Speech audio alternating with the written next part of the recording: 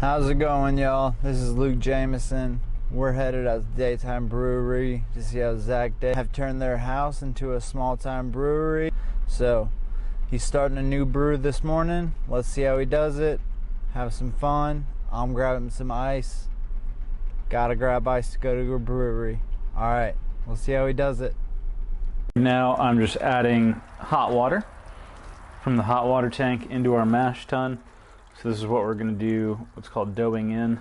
So we'll be dumping our grain into this and starting to make our sugar water.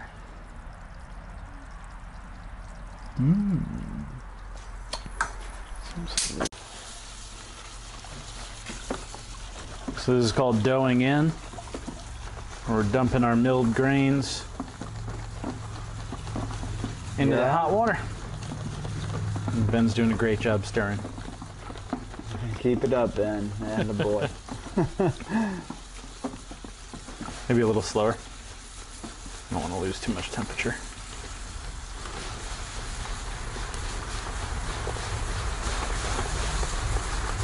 And we're just making sure we don't have any dough balls in there. Is that why you use the stir with the holes in it? Yep. It just helps break everything up, make sure everything's nice and wet. Okay. Which is going to convert all the starches into sugar. Which is what the yeast will eat to make our beer. And let's just get those. Doesn't feel choppy or anything in there. Get down at the bottom real quick. That's kind of stirring at the top. Okay. That's probably good. Pretty good. Give it a couple taps on that. All right. I'm gonna let this sit for about an hour. All right. Ooh. Ow, sorry. 170. I was going to read it for you. That's perfect. Okay. So right now, I'll set this up. Ben, can you run inside in that Home Depot bucket? I've got a white plastic spoon. Thanks. All right. So I'm just going to try to keep this just sprinkling lightly.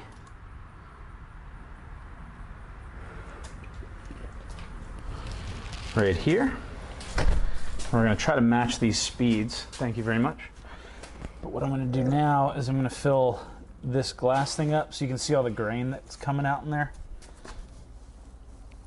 So we don't want that in our boil. So what I'm going to do, this is a process called, well, we're just going to recirculate everything. Yeah. There's a German word for it, Waldorf, but it sounds kind of nerdy. Valor. We're going to recirculate it.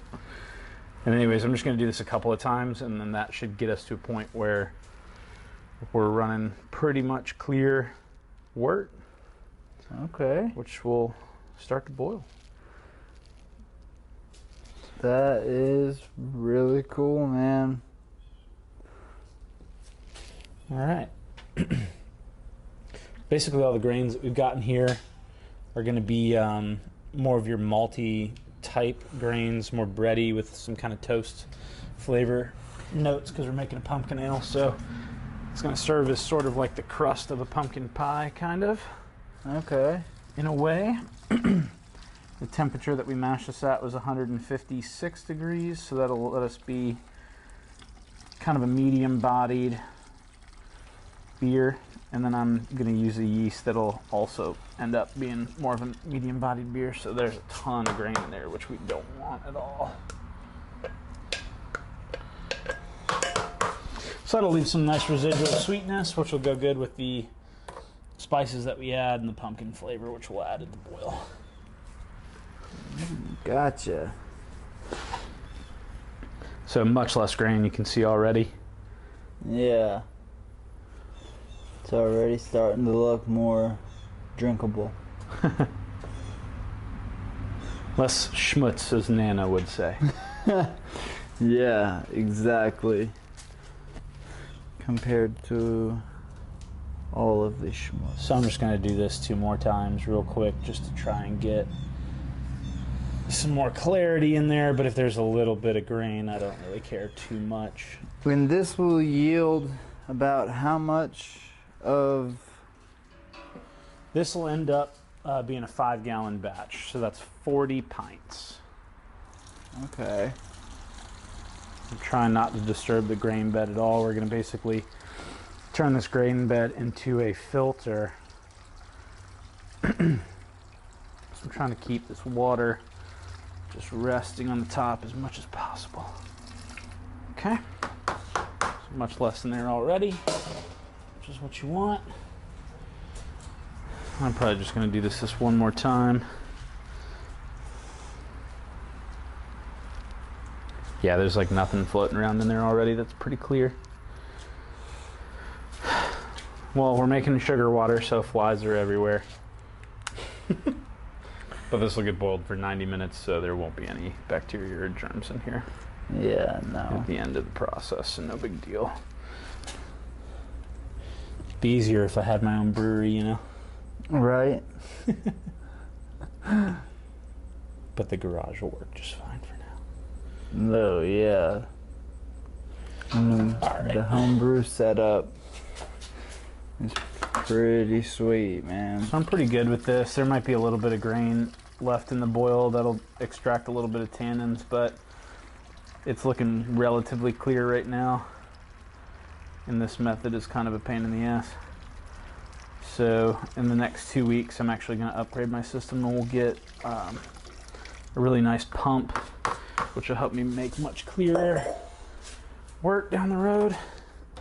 So we're going to let this run just like that, nice and slow. Nice and slow here. And this process is going to take about an hour, so we'll let it do its We'll let thing. that do its thing, but right now what we're doing is we're rinsing all the sugar. So we got nice hot water here. We're going to rinse all the sugar out of this grain into this pot. So basically hummingbird food, and then we'll boil that and add our other ingredients. That's awesome. All right. All right. Cool. See you guys in an hour. So what I'm doing here is just using what's called a beer thief. And we're just taking a sample of our wort. We're going to use a hydrometer to check the gravity. Overall, the color's looking perfect. And we're going to drop the temperature here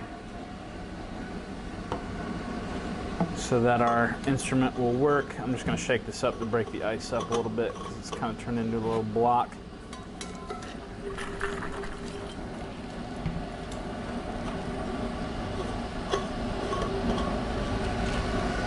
All right. Get that to a proper temperature, which we'll check that little thermometer there. Sanitation, not super important at this point. This is not something that's going back in the beer, and we're also boiling all this water, so yeah, we're too hot for bacteria to be active. Right now we're sitting at about 120 degrees, so we want that to get down to closer to 68. We'll be boiling our water in this.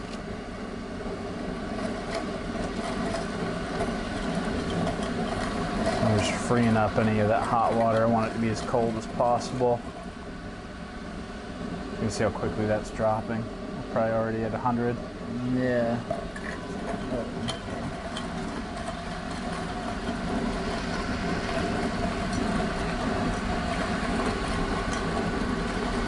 It's easier to do this with a refractometer, but they're like 50 bucks, so I haven't spent my money on that yet.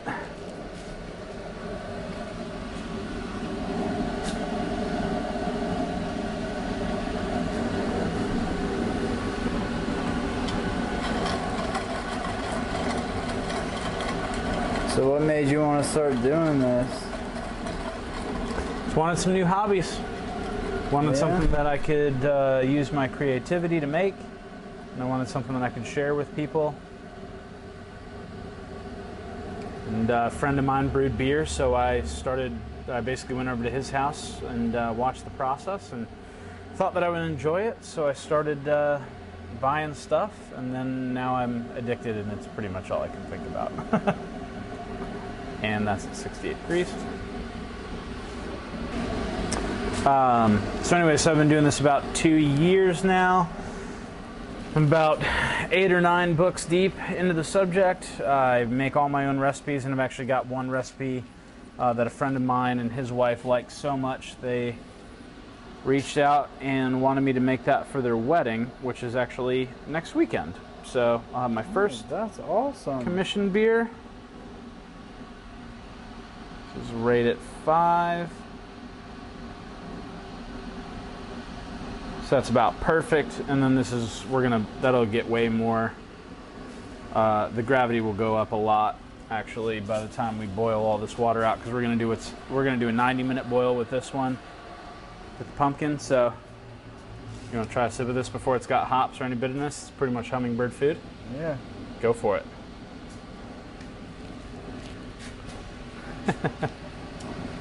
That'll give you a good idea of what the malt base is like, but that's way too sweet, so the finished product won't be that sweet. Thoughts? Okay. Tastes hoppy and a little bit pumpkin-y. Good. I'm getting tastes of pumpkin and hops. You want to try this at all, Ben?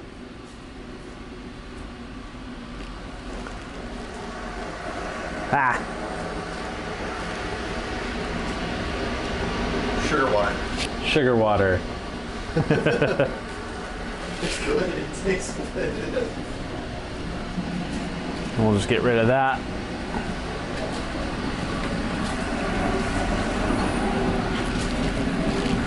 .5 is a little lower than I thought it would be, but that's actually going to be a good thing. I'm always impressed with how much sugar comes out of all that thing. Yeah, a lot. That was another thing. It tasted very, very sweet. Yeah. Yep. So that sweetness is going to be consumed by the yeast. So when we actually ferment it, the yeast is going to eat a large portion of that sugar and convert that into alcohol, which is what makes beer. So it'll be the finished product will be much less sweet. All right, so we've got this to a boil now. I just added 6 pounds of pumpkin, which is in this little bag, so that's submerged. And then I added 8 ounces of brown sugar, which is going to be part of our spice regimen here. So I'm just trying to keep the sugar dissolved and off of the bottom, which is why I'm stirring it. We literally just had this at a boil. So the reason that it's not boiling right now is because we just added a bunch of pumpkin at room temperature.